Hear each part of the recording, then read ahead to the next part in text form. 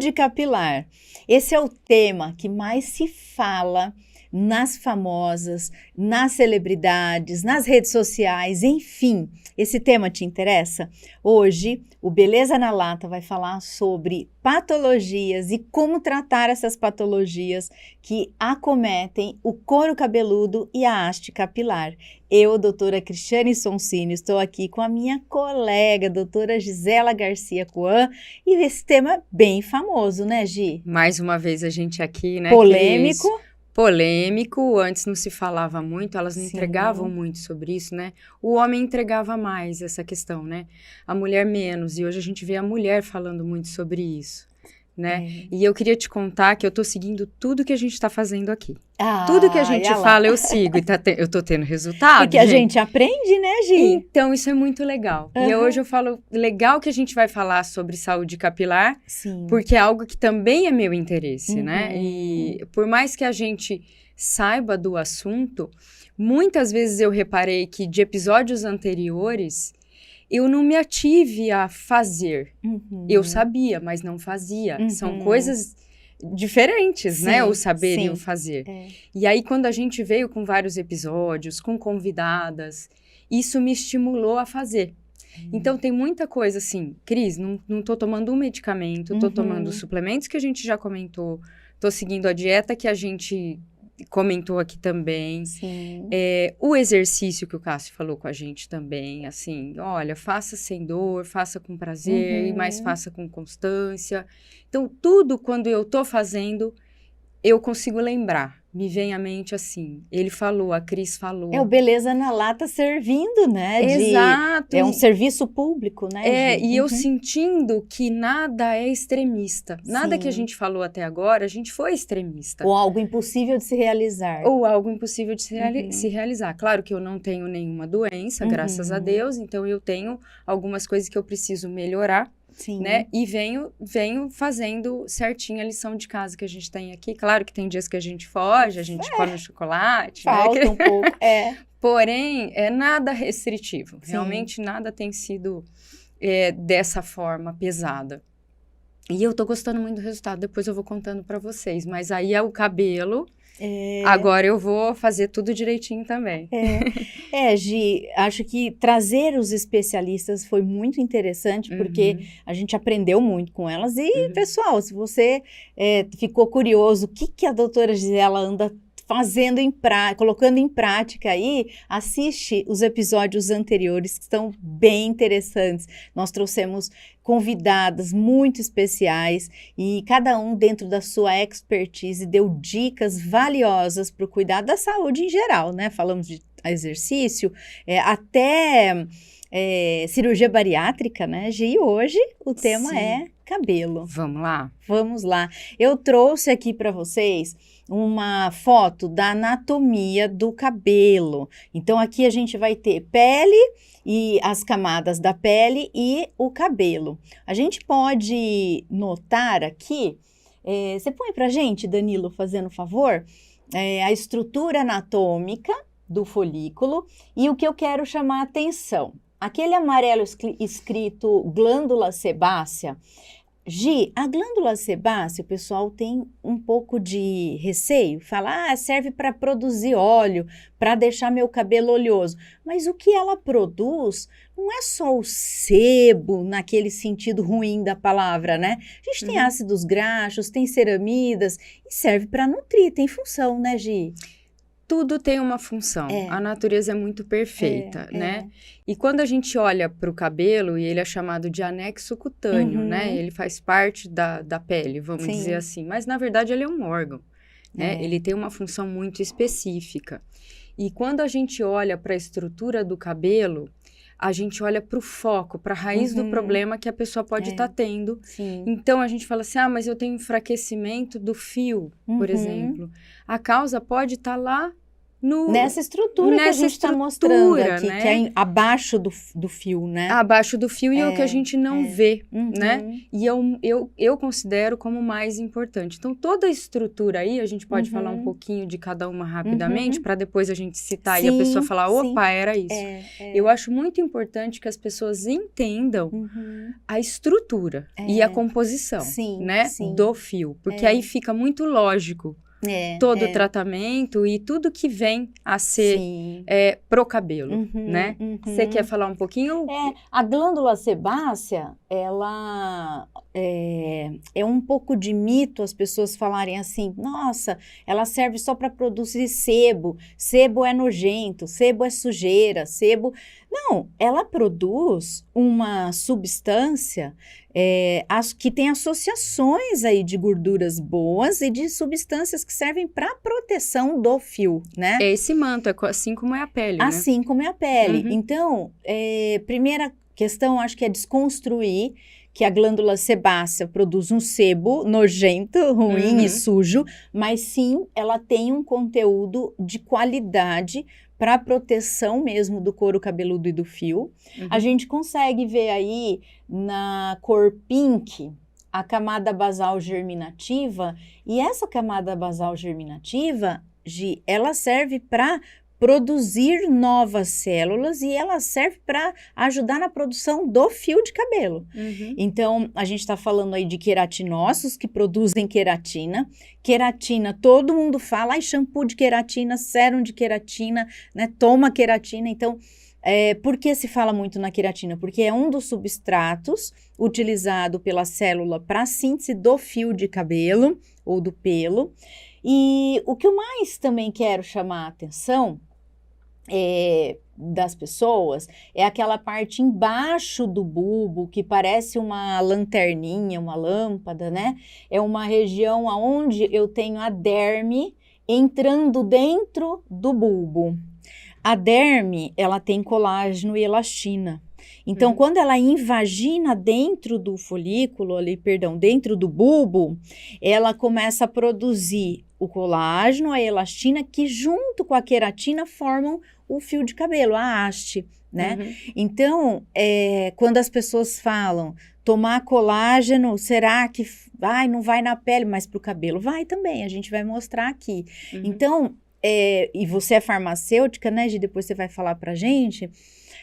Os substratos que a gente se alimenta, eles chegam nas camadas da pele, e aí aqui a gente está falando de pele, camada basal germinativa é epiderme, e essa papila dérmica que está dentro do bulbo é derme, então produzindo aí substratos bem importantes. Uma terceira questão que a gente chama atenção são os vasos sanguíneos.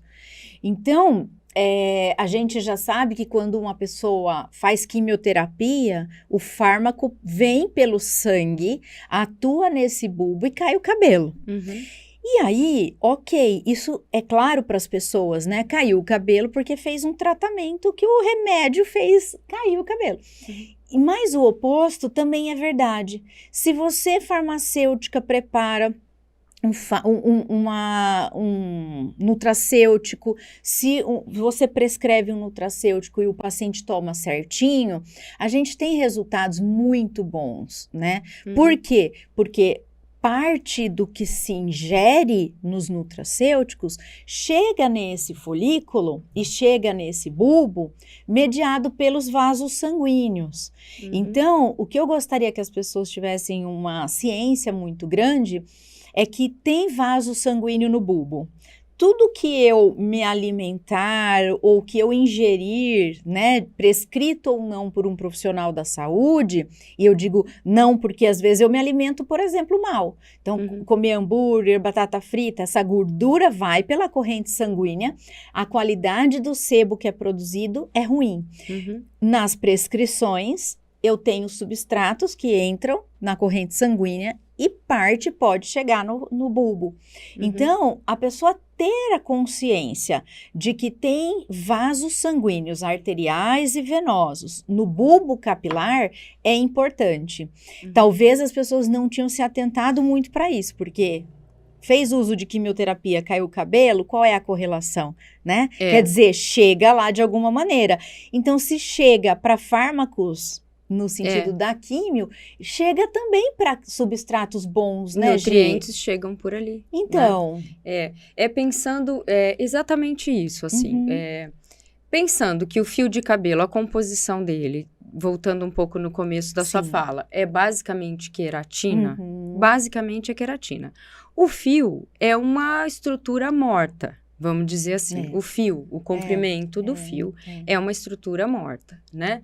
A gente tem, na estrutura desse fio, a gente vai ter a camada mais externa, que a gente tem as escamas de queratina, onde protege o fio, né? Mais interiormente, a gente tem o córtex, que também são filamentos de queratina, e a medula do cabelo. Dentro dessa estrutura de córtex, a gente tem água, numa menor quantidade, vamos dizer que 80% é queratina, e a gente tem os lipídios, né? Então, por isso a gente precisa dessa função da glândula sebácea normalizada também, né? Não só pensando em, você falar, não, tá produzindo muito é ruim, mas uma produção normal é proteção, né?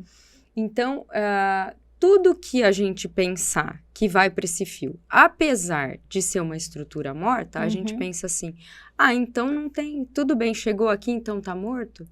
Não, o cabelo, ele vai crescendo, né?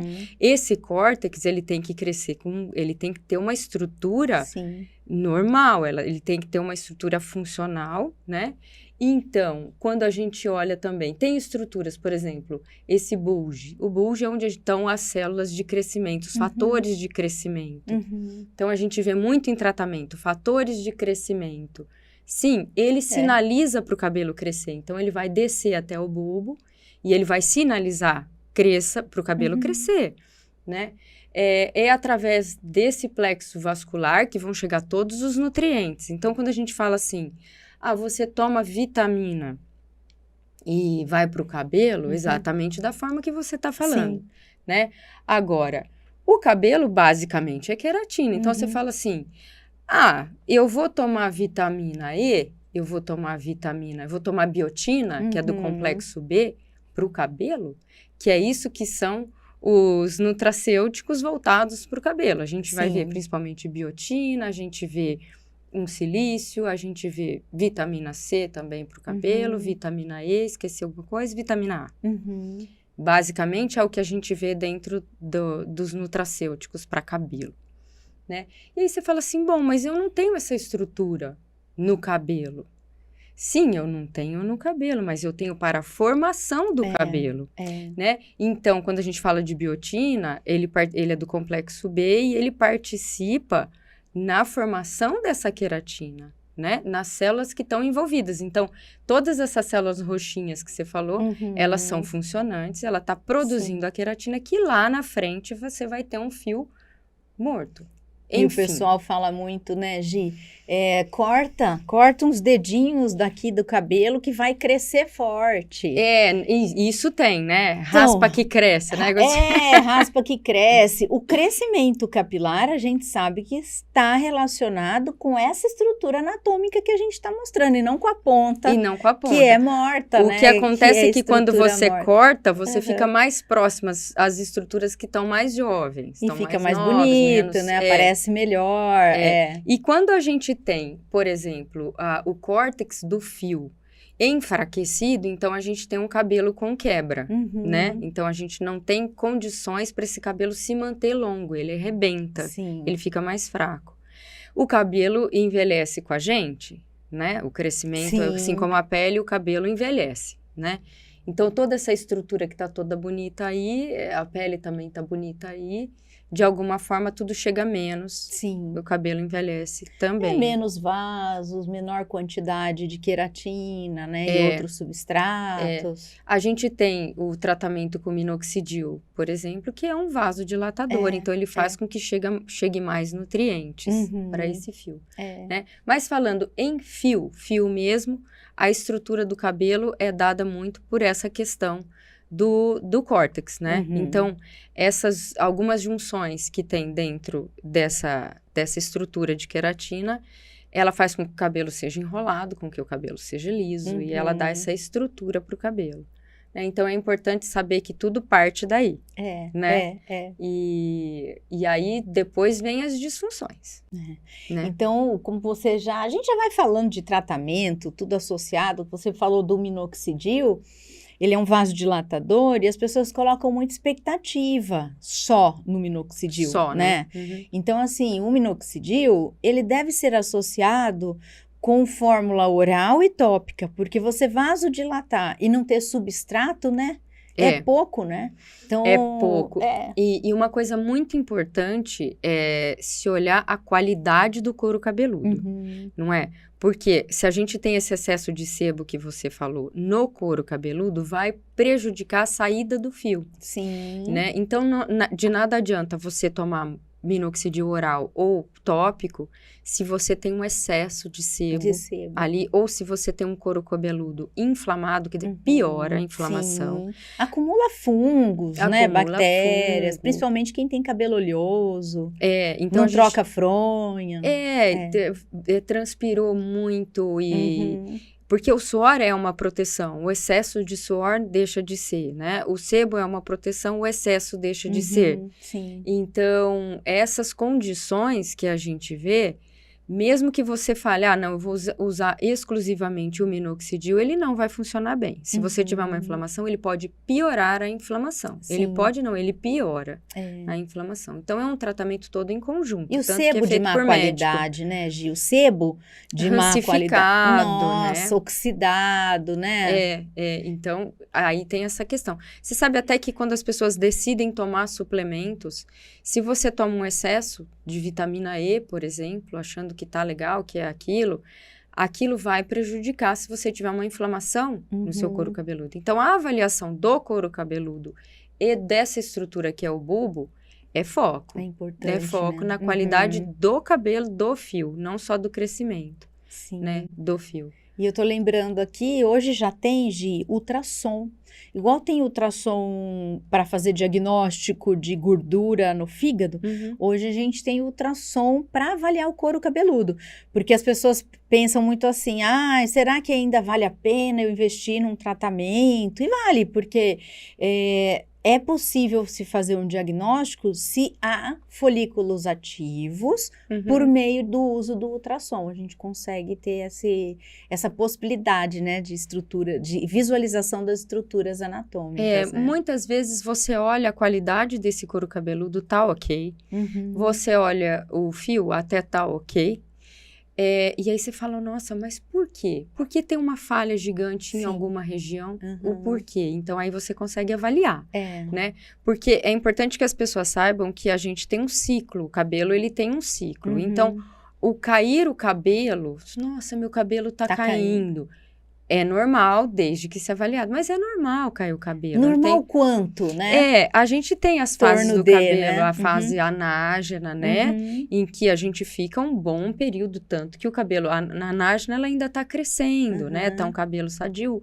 O bulbo ainda tá na sua fase de ativa, né? Sim. Crescendo. E aí, a gente tem a fase onde ele já começa a morrer. Evoluir, né? Evoluir. E aí, a gente tem a telógena, que é onde a gente perde o fio, né? Uma coisa que as pessoas sempre perguntam assim, como é que eu sei se o meu fio caiu? Se ele já estava na telógena, estava na hora dele cair, ou se ele caiu ainda saudável, se eu arranquei ele. Uma questão... eu não falei da melanina, né? No cabelo tem a melanina também. Você olhar, porque não é o bulbo que está saindo, aquele branquinho que a gente vê, que a gente fala, saiu com a raiz. Não é o bulbo, né? Ali você vai olhar, se já tiver branquinho, já está evoluído, não tem mais melanina ali. Então, é normal. Você vai olhar e falar, não, caiu na fase telógena. Era para cair mesmo. Era para cair. Chegou na fase dele cair. Algumas pessoas têm uma fase anágena mais curta. Então, ela não consegue ficar com o cabelo mais longo. O cabelo cai antes. Então, ela tá sempre com o cabelo mais mediano, né? Então, quando a gente tem uma pessoa com uma fase telógena caindo muito, que a gente chama Fica por muito o tempo, eflúvio telógeno por muito tempo, a gente vê pós-dengue, Você fica 3 meses com o cabelo caindo, depois volta. Covid, depois volta. Você tem um eflúvio telógeno agudo, depois volta. Mas aí o profissional vai avaliar se o que está caindo é normal mesmo ou não. Quanto tempo isso durou? Um período de você pegar o cabelo e falar, nossa, caiu muito o cabelo. Quanto tempo Toda vez que eu pegar meu cabelo, eu vou pegar um fio aqui. Porque por dia cai em torno de 100 fios, né? Isso é o que a gente lê no livro. Por dia é para cair, normalmente, em torno de 100 fios, né? E ele cresce o quê? 1 centímetro por mais ou mês. Mais ou menos isso, né? Então, ao mesmo tempo que a fase telógena está terminando, a anágena está sendo estimulada. Só que cada fio está num período, cada né? Fio Senão tá a gente período. ia ficar careca. Por isso que a gente tem um fio comprido, um curto. Não significa que todos fios estão quebrados, né? Agora, tem uma questão em que existe um sinalizador, né? Na fase telógena, já manda uma sinalização para a fase anágena começar. Que é o cabelo começar a crescer. Aí vem vindo um fiozinho novo enquanto o outro cai. Vem vindo um novo enquanto o outro cai. Pode ser que em algum problema, alguma patologia, alguma coisa, não sinalizou. E aí o outro fio não veio. Então, pode acontecer também. Então, o profissional vai avaliar essa questão de fases do crescimento capilar. Ele vai olhar um fio, vai olhar outro fio. Essa avaliação é muito importante. Sim. Né? Não dá para fazer muitas vezes sozinho. E não pode desistir também, porque tudo tem tratamento. Não, se viu que tá caindo a mais, tá ficando com falha, tem que procurar o profissional, né? E já que você falou de fases, eu já queria até aproveitar aqui, existem tecnologias que elas aumentam o período da anágena e diminui o período da telógena. Quer dizer, ele aumenta o período de ficar nascendo o fiozinho do cabelo e diminui aquela fase que cai. E isso a gente tem já publicado em revistas muito boas. Princípios ativos de uso tópico, laser, princípios ativos de uso oral, eles têm como hoje fazer essa função. Então, por isso, Gi, que é importante quando a gente falar de cabelo, alertar as pessoas que tem muita solução, né? Não é aceitar só a genética, aceitar, então teve Covid, vou deixar cair aí os seus 4 meses, porque pode ser... danoso, né? Porque o cabelo é um adorno. O cabelo faz parte da autoestima de algumas pessoas, né? As pessoas se importam com o cabelo. Tanto que, às vezes, uma pessoa no tratamento oncológico, ela tá mais preocupada porque ficou careca do que uma possibilidade de ter uma trombose no meio do tratamento ou outras coisas que a gente sabe o que um quimioterápico faz, né? A pessoa que faz quimioterapia, ela tá mais preocupada porque ficou careca do que com alguns efeitos que a gente sabe que a quimio pode fazer no organismo, né? Então, por quê? Porque o cabelo, ele tem uma relação com o aspecto emocional também.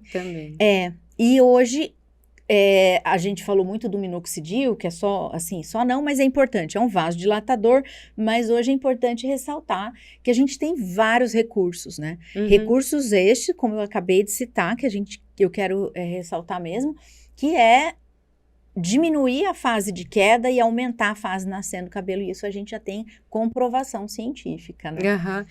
Eu vejo assim, a gente tem que pensar, qualidade do fio, ok, você vai ter qualidade do fio se você tiver uma produção boa do fio, né? O cabelo também pode ser pra gente um indicativo de que alguma coisa não tá legal. Você tem uma carência de vitamina, você tem uma carência de ferro, uma anemia, você tem uma carência de vitamina B12, você tem uma carência de vitamina D.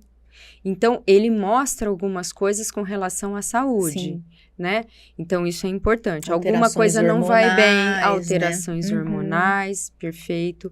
Então, o cabelo mostra muita coisa sobre a nossa saúde. Não é? O cabelo, a unha. A unha também mostra. A gente gravou um episódio sobre bariátrica e ficou muito claro na fala da nossa participante, né, que era a Joyce, sobre, meu cabelo ficou muito ruim logo em seguida. Eu não acreditei que isso fosse acontecer, então eu não tratei no começo. Mas depois que eu vi que estava ficando com pouco cabelo, eu fui tratar e agora ele está ótimo. Então, é isso, né, Gi? É isso. Você faz uma cirurgia bariátrica ou qualquer outro pós-operatório, normal, né, de cirurgia plástica, ou pós-parto, existe uma tendência de ter uma queda dos fios de forma bem importante.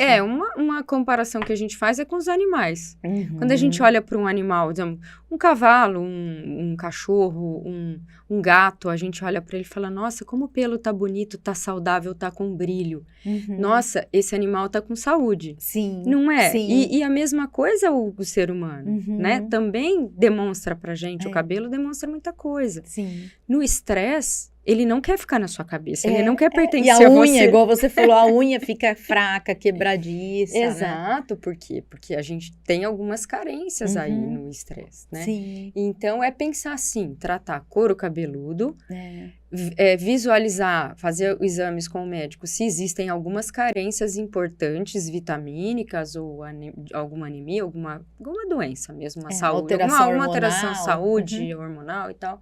Então, e ver o que você está fazendo com esse cabelo. Que tipo de tratamentos você está fazendo, se você não está judiando muito desse couro cabeludo e desse fio. Sim. Né? Não é muito o assunto de hoje, é o assunto que vem depois, mas eu quero já aproveitar que a gente está falando sobre isso e falar um pouquinho da diferença quando a gente fala de tratar em casa. Shampoo, condicionador é um pouquinho diferente. A gente já vai agora falar de fio.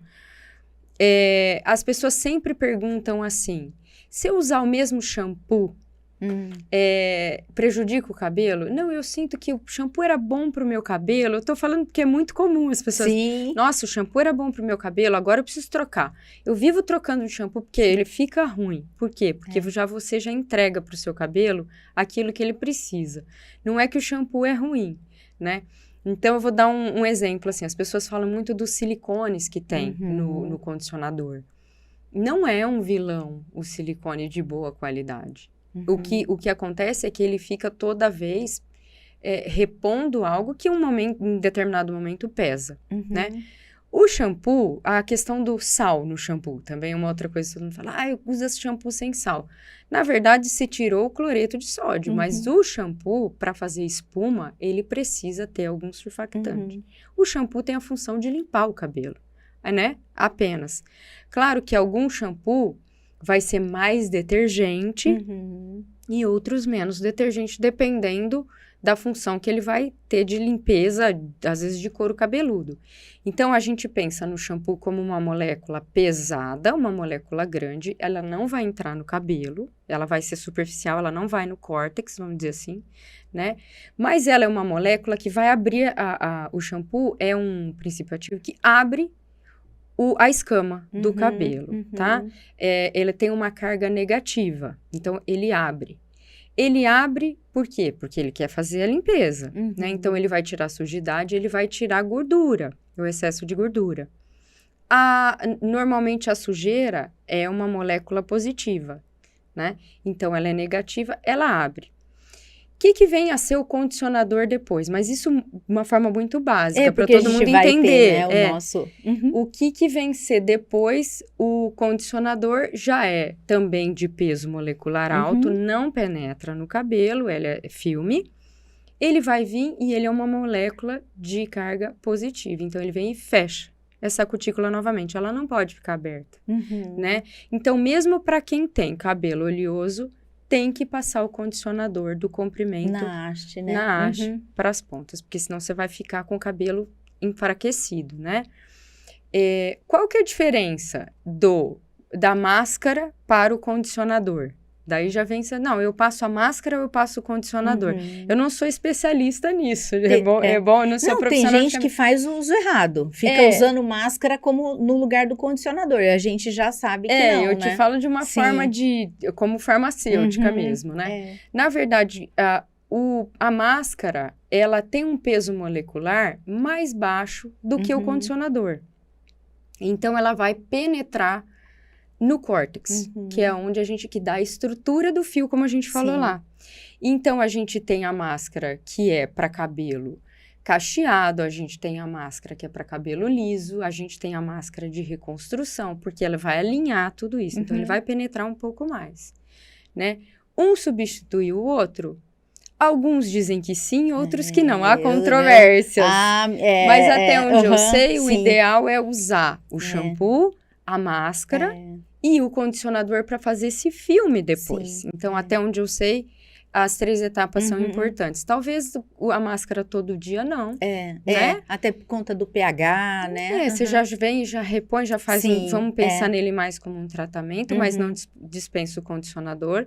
E aí você tem depois os leave-ins, os protetores térmicos, que são super importantes, né? Mas quando a gente pensar assim, nossa, eu comprei uma máscara porque ela tem colágeno, biotina, uma máscara de condicionador, ela tem colágeno, biotina, nananana.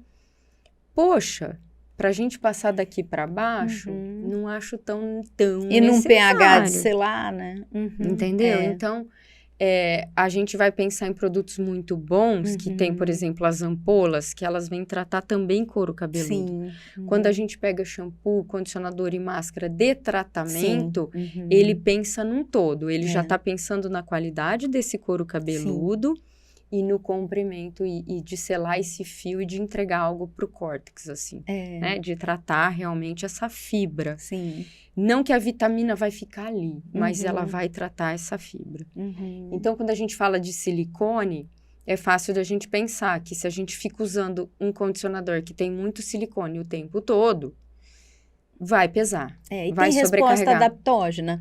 Se você usa por muito tempo determinado produto, realmente o organismo ele se prepara para responder aquele estímulo, né?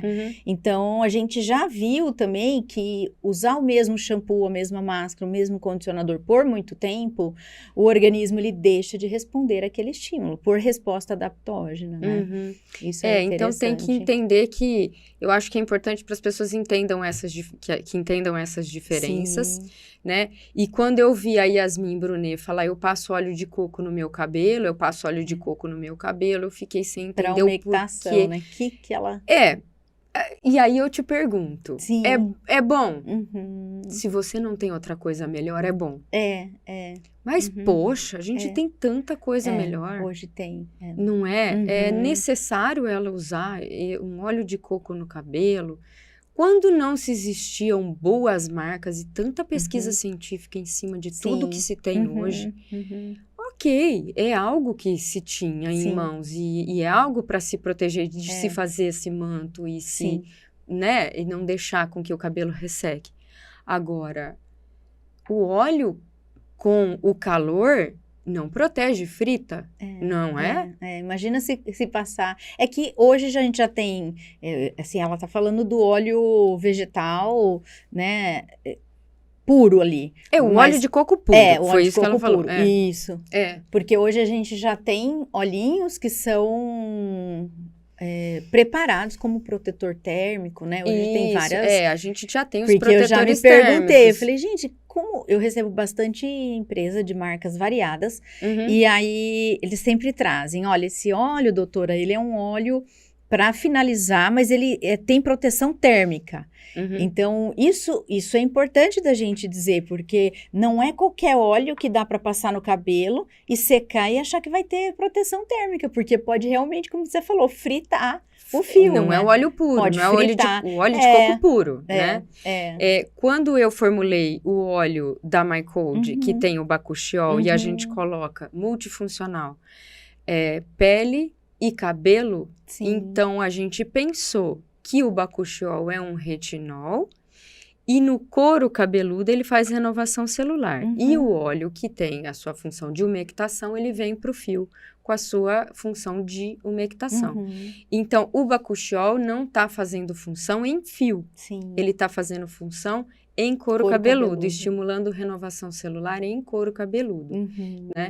Então, isso é importante. As pessoas me perguntam, mas o que o bakuchiol faz no fio? Não, no fio ele não faz nada. O óleo sim mas entrega... Mas dá uma seladinha, né? Ele dá uma seladinha, ele, né? Mas o bakuchiol mesmo, ele tá com a questão de couro cabeludo, de renovação celular de couro cabeludo, e aí você tem um fio de qualidade porque você tem um couro cabeludo de qualidade. Sim. E o óleo vem fazer um blend de óleos, né? E aí ele vem fazer essa umectação no cabelo sem pesar como o óleo puro, que é o óleo de coco. Mas aí eu já não te falo. Você vai usar ele como protetor térmico? Não. Não, ele não tem a função de protetor térmico. Isso. Outra coisa que é importante a gente falar, filtro solar para o cabelo é interessante, o produto se vai se expor ao sol, sim, é legal colocar. O que mais que é de dúvida que as pessoas ficam de cabelo? E assim, pelo menos no ambulatório, a gente tem uma experiência muito boa em utilizar máscaras com olhinho de abacate, com olhinho de coco, mas nas quantidades certas. Então, não é óleo puro, né? Então, a gente tem um produto de tratamento que já foi associado e indicado e estudado para complementação com os óleos terapêuticos como lavanda, alecrim, mas que a gente vai falar disso tudo no episódio de cosméticos, já usei óleo de abacate no meu cabelo. Mas a gente tem resultados bem legais em quantidades menores associadas aí com as máscaras. Eu trouxe aqui, Gi, Danilo, pode passar, fazendo um favor, algumas fotos para a gente só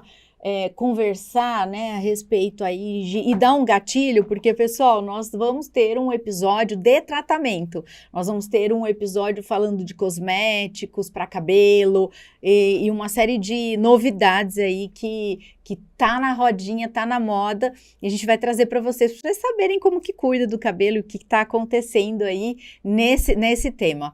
Eu queria só alertar para algumas questões de patologia, a gente não vai ficar dando aula aqui dos tipos de alopecia, enfim, porque não é uma aula de tricologia, mas chamar a atenção das pessoas que a gente falou aí da Covid, a gente falou da dengue, falou da quimioterapia, mas existem alguns momentos em que a gente pode ter um problema muito sério, tanto na haste quanto no couro cabeludo. Uma famosa que vem passando por essa situação é a Gretchen, e a Gretchen, o que ela está passando, né? Ela teve corte químico, então ela teve uma parte grande do fio, da haste, avulsionada, arrancada, saiu, né? Não saiu pelo bulbo, mas saiu do comprimento, né? Então, na imagem dá para ver, ela teve bastante parte do cabelo aí quebrada. A gente ressalta também o uso do Mega Hair. Precisa fazer com um profissional muito capacitado e habilitado. Por quê? Porque existem alguns tipos de Mega Hair que quando ele é colocado no fio de cabelo, então pensa assim, muitas das pessoas que procuram o uso para aplicar o Mega Hair, a pessoa já está com pouco cabelo, às vezes ela quer um cabelo grande, forte, volumoso, e ela está com pouco cabelo. Quando se coloca o aplique, né, o cabelo externo, a órtice, né, no fio que existe, o fio que existe é muito fininho e ele não tem condições de suportar o peso. É uma tração, né? Daquilo que está chegando, então começa a fazer tração e a gente tem alopécia cicatricial por tração.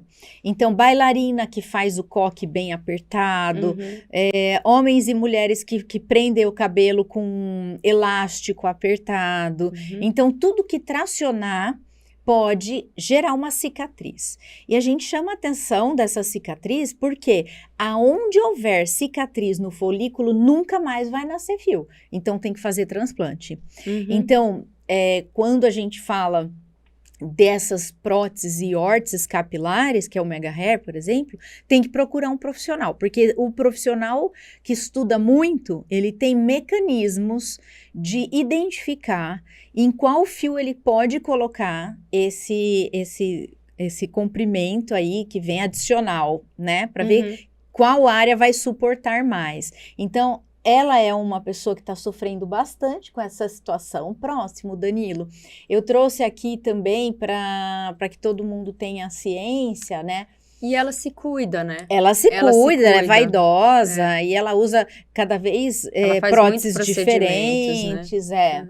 E aqui é a esposa do Will Smith, ela tem uma alopecia areata, que é genética, que é uma condição onde realmente começa com falhas bem importantes até ficar completamente sem fios de cabelo, né? Sem nenhum fio de cabelo.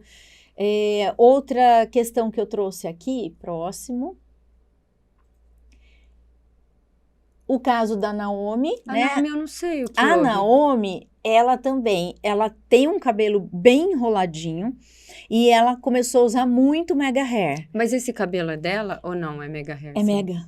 Ah, é mega? Então, aí ela começou a usar muito mega e o mega também fez tração. Então, ela é uma das que na mídia relatou sofrer muito com queda de cabelo por conta dos fiozinhos que foi colocando de forma sequencial, frequente, porque tem que dar um tempo, tem que alternar os locais onde o fio ele fica preso. E aquelas trancinhas? Como é que é o nome que as pessoas fazem aquelas trancinhas? Dreads.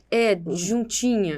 Uhum. Aquilo ali traciona o cabelo Traciona o cabelo. Existe a possibilidade de ficar sem nascer cabelo naquele local. Então, quem faz é que assim, existem cabeleireiras especialistas em afro, né, cabelo afro, eles conseguem trançar bem o fio sem esticar. Então, eles põem um plástico, assim, um acrílico, sei lá o que é aquilo, para segurar, e aí eles só vão apertando o fio, né? Mas isso pode acontecer realmente de ter. E é fácil de higienizar, né? Não é nada que... Agora, tem uns que eles ficam com o cabelo, amarram alguma coisa. Quando é muito grande, fica mais difícil. E aquilo é difícil de higienizar. Pra deitar, não né? essa trancinha do cabelo afro, porque esse fica bem ajeitadinho. Só pensava nessa questão da tração. Você tirou a dúvida. Sim. Agora, tem uns dreads que são bastante volumosos. E com aí, uma cera, né? Cera. Aí eu cheguei a perguntar para uma pessoa uma vez. Falei, como é que você lava o seu cabelo? Ele seca? Ele falou assim, não, eu lavo muito pouco o meu cabelo. E aí eu falei, nossa, fiquei pensando nisso, porque... Tem gente que fica anos com esse... e aí ele falou que quando fica úmido, é difícil secar. Então, eles evitam molhar o cabelo. Então, essa questão da higienização fica bastante prejudicada. Quem assume uma prótese, uma órtese capilar, realmente tem que ter um trabalho redobrado, né? Com o couro cabeludo, porque fica difícil a higienização. E com essa haste nova também, né? Porque essa haste nova, na hora de pentear, ela avulsiona, ela arranca. Então, acho que tudo que fizer tração... precisa tomar um cuidado muito grande, né? Tem uma próxima que eu trouxe aqui, o Danilo vai mostrar aí pra gente. Sempre tem uma questão genética, né? Então, a Débora Seco, ela tem falado bastante assim, poxa, eu venho de uma família de mulheres cujo cabelo é bem fininho. Então, existem mulheres cuja genética, por exemplo, descendente de índio, tem muito cabelo, o cabelo é grosso, é forte, oriental, né? Eles têm o fio mais grosso. E enquanto que, dependendo da descendência genética, há uma tendência a ter fios finos. E, dependendo desta genética, a gente pode ter a alopecia androgenética. Feminina e masculina. Homens tem mais, né? A gente vê muito mais homem careca do que mulher, mas mulher também pode ficar com as falhas, com os cabelos bem finos e com poucos fios, né? Havendo a necessidade de fazer o uso de prótese ou órtese. Próximo. Outra pessoa que a gente vê bastante na mídia, com pouquinho cabelo, é a Xuxa. Sempre teve pouquinho Sim, cabelo. Mas é isso, Gi. A história dela é, eu sempre tive pouco cabelo, e daí? Então, a pessoa que vem de uma linhagem cuja genética é própria para ter poucos fios e fios finos, né? Com o envelhecimento cronológico, que isso já acontece naturalmente, existe uma tendência de ficar com menos fios ainda, né? Diferente dos demais, que na alopecia androgenética, por exemplo, a gente vê uma falha. Você vê falhas, né? Quando a gente tem alguma carência de alguma coisa também, a gente vê algumas falhas. No caso da Xuxa, ela tem cabelo, ela não tem falhas, mas ela tem um cabelo que não fica longo, que fininho, é o que a gente estava falando, fininho e não longo. A fase anágena dela tá mais curta, né? Então, ela não chega a um ponto, que o cabelo chega a um ponto e ele já cai. Não dá e tempo. aí, ela poderia fazer um tratamento em que ela ampliasse essa fase anágena, né? Mas e que tá tudo certo, porque ela assumiu isso também, porque ela tem recursos para fazer uma série de tratamentos que deve fazer também para manter os fios que tem e que cresçam fios novos de qualidade, mas que existe agora, um potencial o genético, ser fininho ou não, eu tinha um cabelo na adolescência muito mais volumoso, porque ele era mais grosso, e ele vem afinando. Com o envelhecimento cronológico. Isso é normal. Sim, né? Pode passar, Danilo. E a gente tem aí, Gi, vários recursos, né? Que até agora vai ser um gatilho para o próximo episódio, que a gente vai trazer especialista, o pessoal de empresas aí para falar de produtos, que existem tratamentos bem legais, tanto para haste, então a gente tem a parte de cosméticos, né? Você estava falando muito bem das máscaras, dos leave-ins, enfim. E aqui é um resultado de que a gente fez lá na Faculdade Fatesa. Esse é uma aluna, a gente aplicou o LED azul. O LED azul, ele tem a propriedade de fechar mais as escamas, de ajudar na retenção da água, se houver água ali. Ele não repõe a água, não vai trazer água, mas ele consegue fechar mais as escamas. Próximo. E o que a gente tem na área de... Pode falar. Antes de te cortar, assim, a eletroterapia até hoje, as pessoas já devem ter visto aquele pentinho. Isso, a eletroterapia. Você que adora eletroterapia, né? Você gosta dos cosméticos, É muito interessante, ainda, né? Antigo e ainda muito usual. Um recurso bem antigo, mas um recurso ainda em alta, né? Porque, Gi, a gente ficou um tempão mostrando que a parte do bulbo, a raiz do cabelo, tem vaso sanguíneo. A alta frequência, né, que é esse pentinho, ela fica ali trabalhando o incremento circulatório, além de ser bactericida, fungicida, né? Porque quando tem fungo também o cabelo cai mais, né? Cai mais, fungo, bactéria, então inflama e cai cabelo. Mas alta frequência, a microcorrente, o laser e o LED e outros, né? Microagulhamento, intradermoterapia. Então, hoje, o consultório estético, ele tem, junto com a área médica, possibilidades de tratamentos que vão fazer com que, eu até mostro aqui uma possibilidade em mulher, né?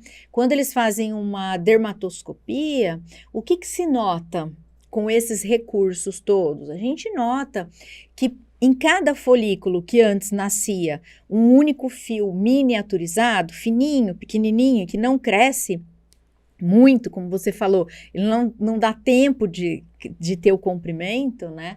A gente nota que no único folículo começa a ter mais fios e a gente nota que cada fio não é fino e miniaturizado.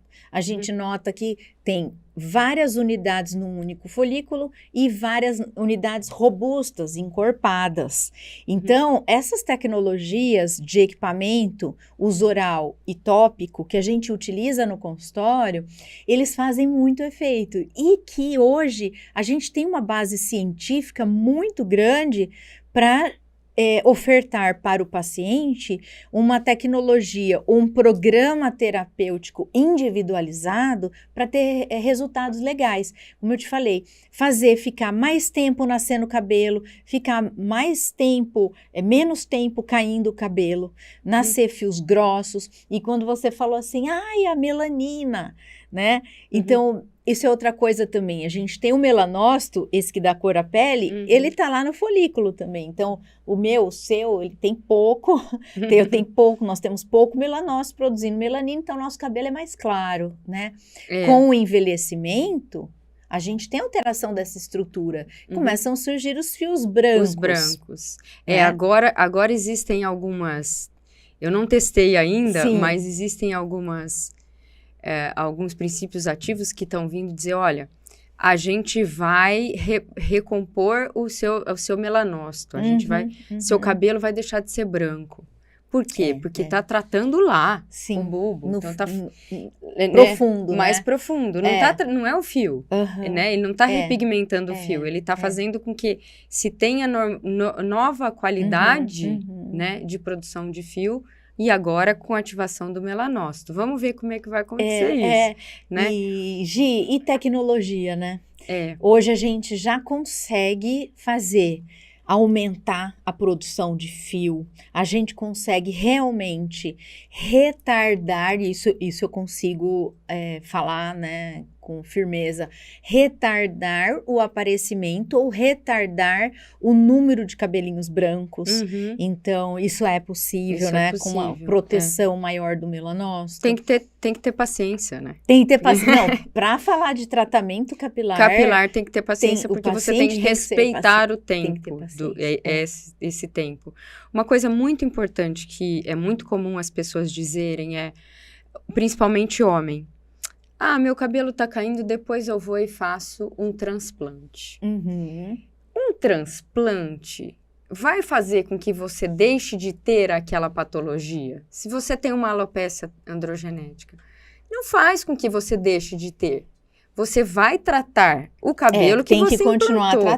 Tem que continuar tratando. Vai continuar tratando. Sim. Então, o ideal é que no momento que a pessoa note que ela está perdendo cabelo de uma forma significativa, que ela comece a tratar. E isso, talvez ela nem venha fazer um transplante, não seja necessário. A maioria das vezes, a grande maioria das vezes, não se é necessário. Eu tive um paciente assim, Gi. Né? Ele veio para nós para fazer o pré-transplante. A gente começou com tudo que podia na área doadora e área receptora. Quando ele viu que começou muito resultado, ele falou assim, então eu não preciso fazer esse transplante. Mas eu até brinquei com ele, eu falei assim, você não me faça isso, porque criaremos um problema, porque nós temos parceria com o médico que faz o transplante, né? E ele encaminha justamente para melhorar as condições de área doadora e receptora. Então, e também, porque dependendo da alopécia, não dá realmente para ter o resultado que o transplante promove, né? Sim, isso tem que ser muito no começo. E outra coisa, quando a pessoa tem uma entrada onde ela não tem folículo piloso e ela quer que nasça cabelo, uma entrada muito grande, eu quero que nasça cabelo nessa região, aí não existe, porque não existe o folículo ali. Então, se você vem e transplanta nessa região, você passa a ter cabelo ali. Então, são condições diferentes. Mas se você tem uma alopécia ainda com um folículozinho ali, possível de tratamento, né? Então, dá para reverter. Ainda você tem tempo de reverter com drug delivery, aí você vem... E aí, cada profissional escolhe o seu tratamento, mas ele vai colocar ali, uma grande maioria usa os fatores de crescimento capilar, né? Outras não. Mas, e aí ela vai colocar um minoxidil, uma finasterida. Tem as controvérsias da finasterida ainda, mas os médicos trabalham muito bem hoje com a duasterida sem efeitos colaterais. Trabalham muito bem com minoxidil oral sem os efeitos colaterais, mas aí já é uma área médica. Mas, outra assim, história. É outra história, mas é importante que as pessoas entendam que tudo que falam sobre, não, o efeito colateral é tal, não, vai tranquilo, hoje que um bom profissional vai saber o que fazer, e o transplante pode sim ser postergado, né? Ele pode sim, se no começo ele pode ser... E se fez o transplante, vai ter que tratar com tudo que a gente também tá falando. Vai ter que tratar, sim. Então, já começa antes, né? Que aí não precisa passar pela cirurgia. Muito, com resultados lindos a cirurgia, eu sou super fã dos resultados, mas se a gente pode retardar uma cirurgia, por que não? Com certeza, né? Sim. É isso aí. Pessoal, espero que vocês tenham gostado do nosso bate-papo sobre a saúde dos cabelos, sobre a estética capilar. A gente está preparando aí uma série de discussões a respeito dessa temática, né, Gi? E a gente espera que vocês não só tenham gostado, mas que curta, compartilhe, tecle o sininho aí para você receber sempre as nossas notificações e aguardem, porque os próximos episódios também serão relacionados a essa toda essa temática de cabelo. Então vem muito mais por aí. Se você quiser, você também pode deixar aí nos comentários suas dúvidas, qual tema você mais gostaria de saber, as perguntas que você quer fazer pra gente, que a gente traz especialistas e apresenta tudo aqui para você sobre a área de cabelo, né, Gi? É isso aí. Foi um grande prazer novamente estar aqui. A gente sempre programa um tempo menor e a gente estoura esse tempo porque a gente quer passar o maior conhecimento e informação possível para todos. Tem um compromisso social, né, Gi? Exato. Então, a gente quer que as pessoas saiam desses episódios conseguindo fazer entender, né? A gente não faz nada que seja indicação médica. Sim. A gente não está aqui para isso. Mas eu garanto que toda informação leva as pessoas passarem a pensar o que elas vão consumir. Informação de qualidade, Informação de qualidade, o que eu vou consumir, o porquê do que eu vou consumir, né? É só marketing? Não. Funciona? Não. E que tem muita novidade também, não, né? Então, eu acho que a gente tem conseguido passar isso até então e eu fico muito feliz por isso. Sim, com certeza. Deixo o meu abraço, desejo saúde a todos e até o próximo episódio. Até mais. Tchau, tchau.